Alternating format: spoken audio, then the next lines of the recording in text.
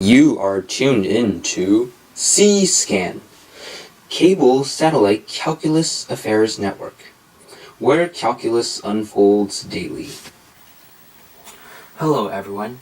Today I'm going to be talking about the 2017 AP Calc BC FRQ number 2, and the topic is polar.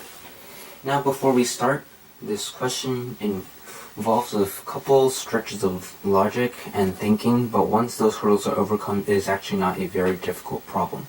So this is the problem, and we are given a graph depicting two polar equations, and the problem reads, the figure above shows the polar curves r equals f of theta equals 1 plus sine theta cosine 2 theta, and r equals g of theta equals 2 cosine theta for 0 less than or equal to theta less than or equal to pi over 2. Let R be the region in the first quadrant bounded by the curve r equals f of theta and the x-axis, and let S be the region in the first quadrant bounded by the curve r equals f of theta, the curve r equals g of theta, and the x-axis. Part A says to find the area of R. This is actually a very simple question, and it simply involves the area under a polar function formula that we have learned in class. 1/2 times the integral from a to b r squared d theta. Now in this case, a and b are 0 and pi over 2 respectively, as they have been given in the question, and r is f of theta in this case, as r is the area underneath f of theta. Now, what you would do is to simply plug that into your calculator. To plug it into your calculator, all you have to do is to first type 1/2, and for the integral do math 9, and set your limits as 0 and pi over 2, and then first do parentheses so we can square later, and then type in f of theta, which is given as 1 plus sine theta cosine 2 theta, making sure you set your parentheses correctly, and then fill that out and do a square d theta, and when we plug it in, we'll get our final answer of 0.648. Part B says the ray theta equals k, where 0 less than k less than pi over 2 divides S into two regions of equal area. Write but do not solve an equation involving one or more integrals whose solution gives the value of k. Now the way I like to see it is that there is this line k dividing S into these two regions, and the angle is at k.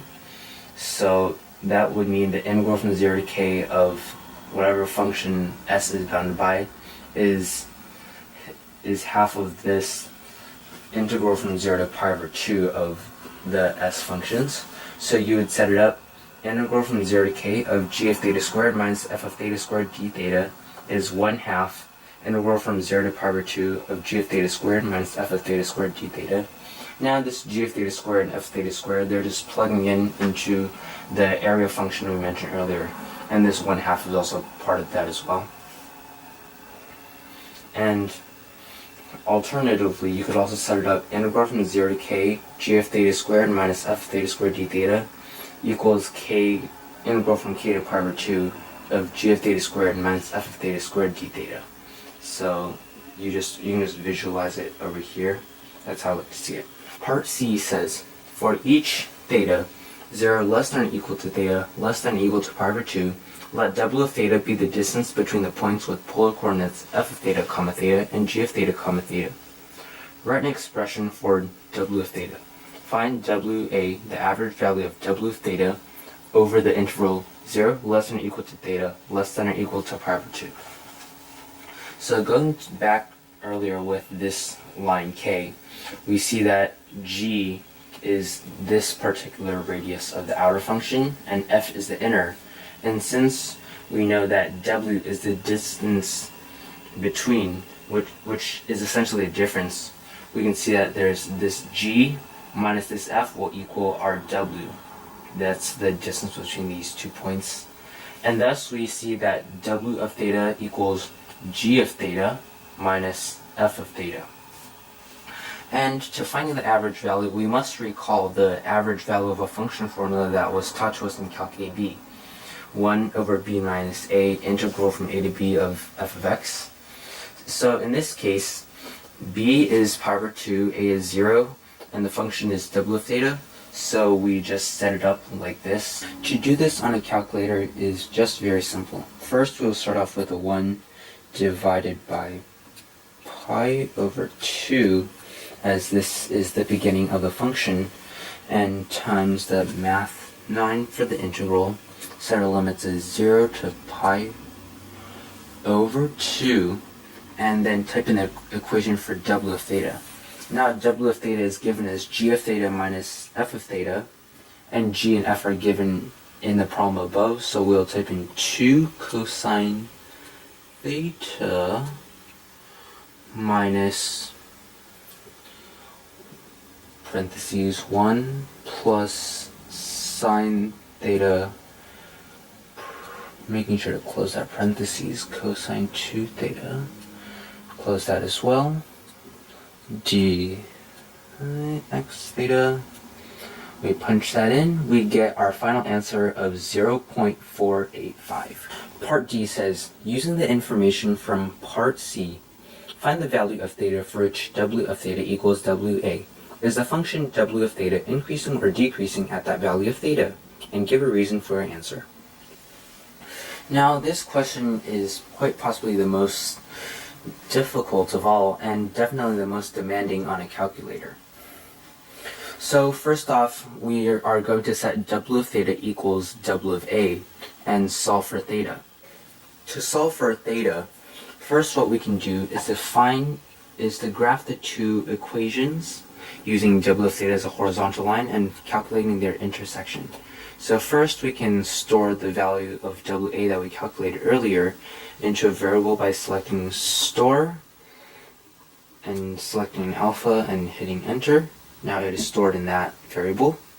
Next what we can do is to set one of our equations as that variable, and for the second to set as w of theta, which in this case is g minus f, 2 cosine theta minus 1 plus sine theta cosine 2 theta, and hit graph.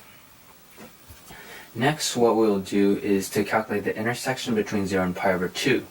Now the only one that is within this is this point of intersection right here. So what we'll do is second calc 5 for intersection, select our curves, and then making our guess in this area, and making sure it is close, as going too far will result in errors, and hit enter. And it will say that the intersection is at 0.517, and this is our theta value. Next we will use the first derivative test to see if the function is increasing or decreasing at that value. Remember that the first derivative test states that if the derivative is positive, it is increasing, and if the derivative is negative, it is decreasing. So ultimately what we're trying to do here is to find the value of w prime of 0.517 and seeing if it is positive or negative. Now to calculate that derivative, it is very easy to do on a graph. First, let's just eliminate this first one for simplicity's sake, and let the calculator graph it out and do its thing. To calculate that derivative at a certain point, what we can do is second calc and 6 for the derivative. We can type in our derivative value, our theta value, I should say, 0.517, hit enter, and it will say that the derivative at that point is negative 0.583. Since negative 0.583 is less than 0 and is a negative number, we can argue that the function is decreasing at our theta, because by the first derivative test, since w prime is less than 0, it is decreasing. And that is all for this problem. Thank you for listening.